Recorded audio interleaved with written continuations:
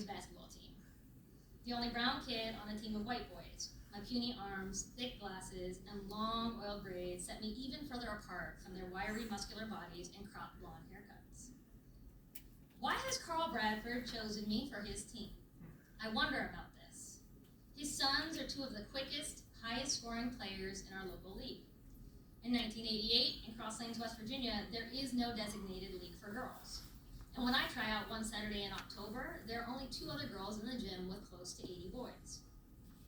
Tryouts in this pre-hyper-competitive era involve dribbling up and down the court a few times and shooting 2 layups and a couple of foul shots.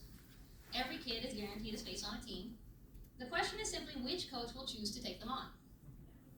Each girl is selected for a different team. Some teams have no girls.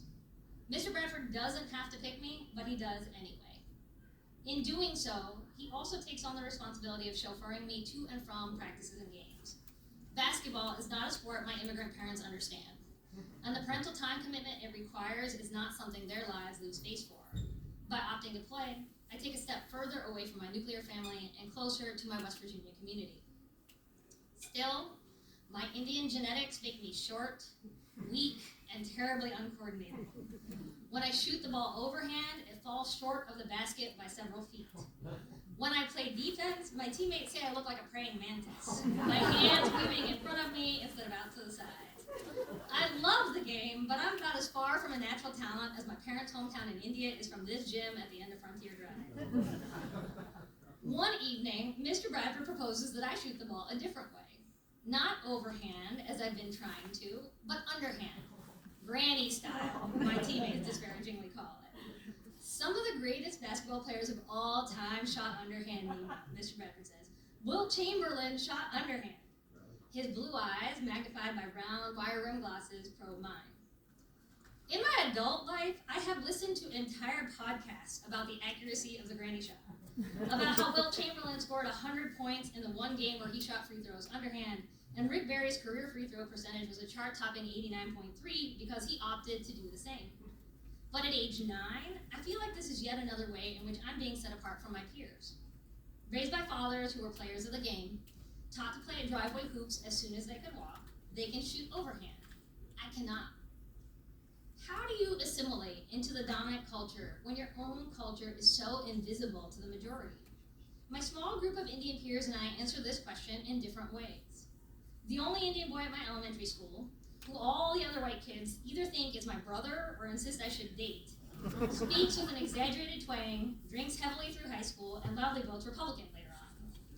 Some of the Indian kids who live in the city of Charleston emulate their wealthy white classmates, picking up tennis or golf as entry points into American culture. As for me, I choose basketball. I play the sport constantly, watch it obsessively on the TV in our basement, and rock my satin, turquoise, and purple Charlotte Hornets jacket daily. Some other people in here have that jacket, I'm pretty sure. And not simply because I love the game. I do, but basketball is more than just a sport for me. It's my way into a world where I otherwise don't seem to belong. I blush hard at the suggestion to shoot underhand, dribble a basketball against the white linoleum flooring of the gym, and stare at the black curve of the key instead of making eye contact with Mr. Bradford. I know he's right, but I'm not sure I can find the courage to shoot granny style in a game where all of my teammates and classmates from school will be watching. Much later in his career, Chamberlain explained why he only shot underhand for one season and reverted to the less accurate overhand free throw afterwards. I felt silly, like a sissy shooting underhanded, he said. I know I was wrong. I know some of the best foul shooters in history shot that way. I just couldn't do it. Even though I haven't heard this explanation in 1988, I struggle with the same sentiment. Eventually, however, my desire to make a basket overwhelms my fear of judgment.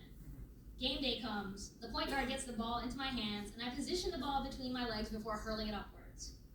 Swish. It isn't a buzzer beater. It's not the game-winning shot. It's just 2 points scored midway through the third quarter in a regular season game. But the entire gym erupts in cheers, the crowd chanting my name. Someone even calls my mom from the payphone in the car. I grow so dizzy with this temporary but overwhelming sense of belonging that I fail to register the final score. After the game, Mr. Bradford gives me his slow, sweet smile, See, Neema, it doesn't matter how you shoot the ball. It just matters that the ball goes in. Mr. Bradford drafts me for his team each of the next 3 years. At the end of my last season, he persuades all the coaches to jointly award me the league's Heart and Hustle Trophy. Give it not to the most talented player, because I wasn't, but to the most dedicated team member. It remains to this day the award I cherish most. When I age out of his league, he recruits me as an assistant coach for his younger son's team. His red Jeep Cherokee is a fixture outside our house at least 3 days a week as he continues to drive me to and from practices and games. Each evening after practice, we drive over Goff Mountain. The headlights of the Jeep cast the only light on the dark and winding road that takes us past a pungent chemical landfill and through a dense stand of trees.